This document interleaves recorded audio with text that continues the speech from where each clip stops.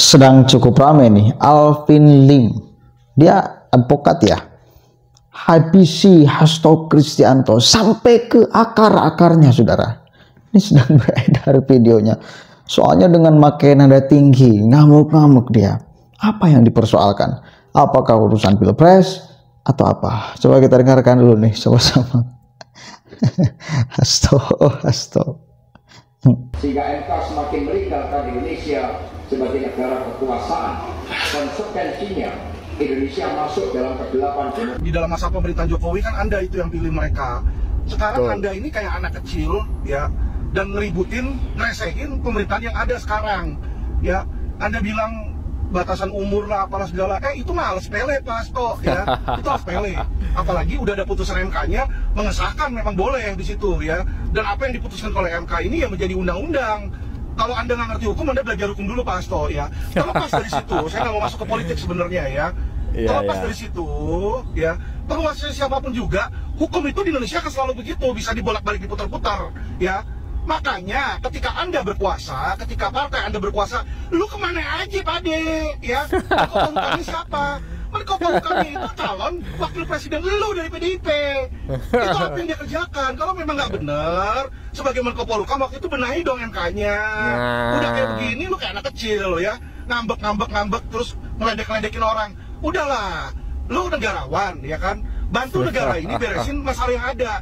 Masalah aja sekarang banyak kok, dari ketua KPK, dari ketua KPK-nya ini sekarang terlibat korupsi. Dan mana itu Harun Masiku, yang dari PDIP. Lu bantu dong cari yang kayak begitu ya. Berapa banyak itu uang negara disikat. PT Timah lu diem aja ya. Negarawan apa itu? PDIP apa itu? PDIP katanya buat rakyat ya kan, katanya buat rakyat.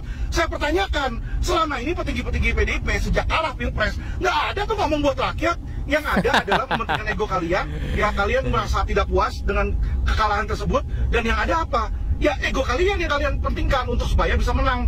Bilang ono lah, inilah, itulah. Aduh Pak, masyarakat udah pintar ya. Semakin kalian seperti itu, maka semakin nantinya orang-orang itu sangat tidak simpati kepada PDIP ya. Bukan saya membenci PDIP, justru saya mengkritik kalian, mengingatkan kalian jangan berpikir seperti itu. Karena dengan kalian lakukan seperti itu, membuat masyarakat tidak simpati kepada kalian ya. Karena bukan hanya hal-hal negatif yang dibilang ono curang, ini curang. Pak, waktu Jokowi naik pun di 2019 dan 2014 di situ ya, kalau ditanya sama masyarakat, ada nggak kecurangan? Ya ada. Iya, tentu banyak ya. Curang itu udah dari kapan-kapan, dan yang ngomong bukan saya. Ya, Anies ngomong curang, katanya pemilu, ya kan. Ganjar juga ngomong curang, ada kecurangan ya. Bahkan Prabowo juga ngomong ada kecurangan. Itu sudah menjadi rahasia umum dari kapan-kapan, juga udah pada curang. Tinggal nih di antara yang curang-curang ini ya, penguasa itu pintar-pintaran mana yang paling pintar curangnya ya. Aduh, kamu itu Pak Hasto ya, kemarin yang ngebacot siapa yang ngebacot tadinya? Mahfud. Sekarang lu ngebacot Sekjen. Udahlah ya, kalau lu memang mau masuk di dalam oposisi, jadilah oposisi yang baik ya. Gak usah merusak negara ini, jangan bikin-bikin hoax, jangan bikin-bikin keributan ya.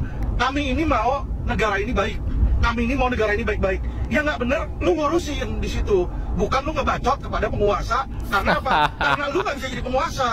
Ya, ada waktunya bos, lu udah 10 tahun di situ. Dan apa akhirnya? Akhirnya jadinya berantakan di Indonesia ketika zaman pemerintahan PDIP. Ketika PDIP menjadi ketua DPR, lihat mana ada. Ya, lu bilang kayak begitu umur lah ono. Lu lihat tuh, ketua PDIP tuh, ketua ya.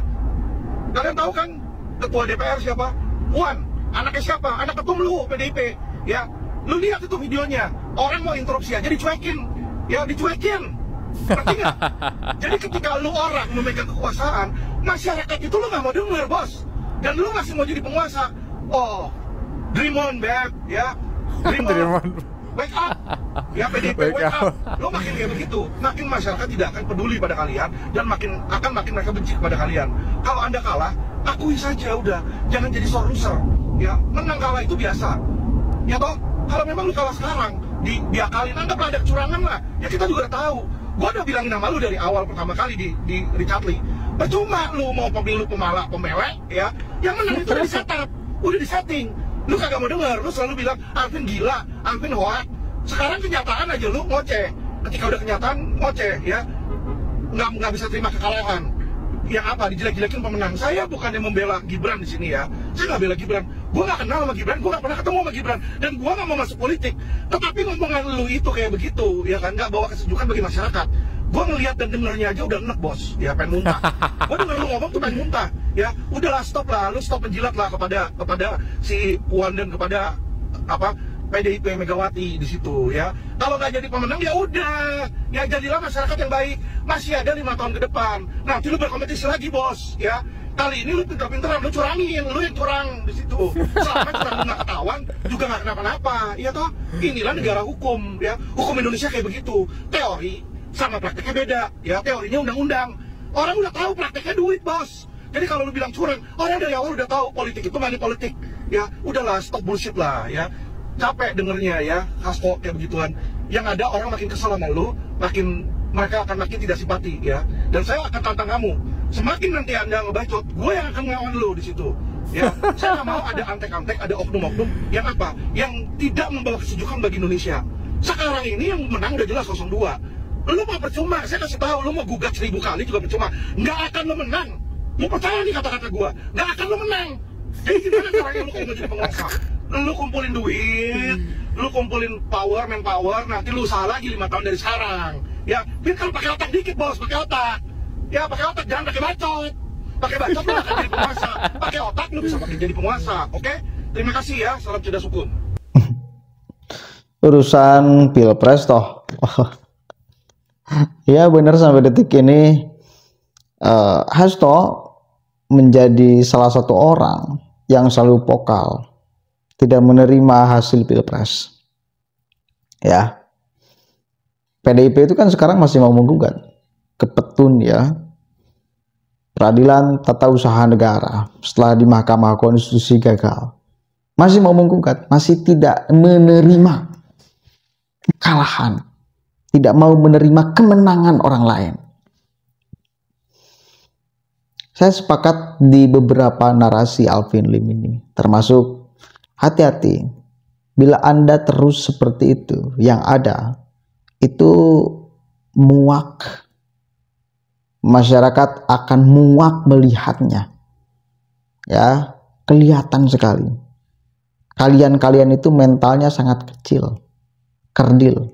Hasto Kristianto mentalnya sekelas sekjen, itu mental anak kecil, bukan mental orang dewasa yang menyikapi dengan sangat legowo permainan. Ya, permainan itu mau kalah mau menang disikapi dengan bijaksana, diterima. Menang syukur, kalah pun gak jadi soal, masih ada momentum yang lain. Tapi per hari ini kita lihat PDIP masih menunjukkan watak karakter yang susah kita bayangkan sebelum-sebelumnya.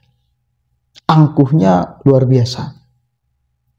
Malam itu saya tayangkan, siapa itu yang cukup tua, dia ngomong belak-belakan tentang watak asli Megawati yang pendendam, PDIP yang sombong. Tapi haruslah, semua partai politik di Republik ini tetap butuh kita kok sebagai masyarakat. Kita yang bisa menilai, menentukan, membuat partai itu mati atau hidup, besar atau kecil kita. Kalau kita sudah tidak suka terhadap para elit partai politik itu kan benda mati. Ya dihidupkan oleh para elit politik dan ketua umum partai politiknya. Manakala kita atau manakala ada ketua umum partai politik atau para elit partai politik yang sudah menunjukkan sikap yang sombong luar biasa dan dirasa tidak cocok dengan kultur sosial kita, maka tinggalkan.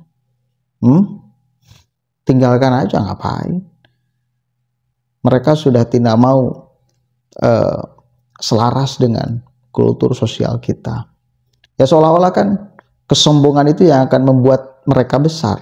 Enggak, kesombongan itu yang akan membuat mereka kecil. Kesombongan itu yang akan membuat mereka kecil kok. Kesombongan itu yang akan membuat mereka kalah, tersudutkan, terhinakan. Itu karena kesombongan itu. Per hari ini masih sombong. siap-siap masyarakat akan menunjukkan kekuatannya, people powernya. Boleh jadi untuk menghukum kalian, untuk meninggalkan partai kalian. Boleh jadi loh.